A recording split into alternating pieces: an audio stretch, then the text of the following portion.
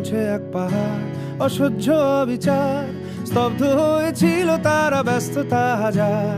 তাই যে নাই খেয়াল, পেছনে দেয়াল, যে যেমন সে নিচ্ছি মেনে নাম দিয়ে কপাল। কেউ মরণ অকাল, কেউ ভয়ে কাতর, কেউ বাণীর উপায় বা সহায় হয়ে পাথর। আর কবে, আর কবে, আর কবে, আর কবে, আর কবে, আর কবে, আর কবে, আর কবে, আর কবে, আর কবে, আর কবে, আর কবে কণ্ঠ শক্তি পাবে, আর কবে, আর কবে চিত্ত স্বাধীন হবে, আর কবে, আর কবে সিক্ত হবে হৃদয়, আর কবে।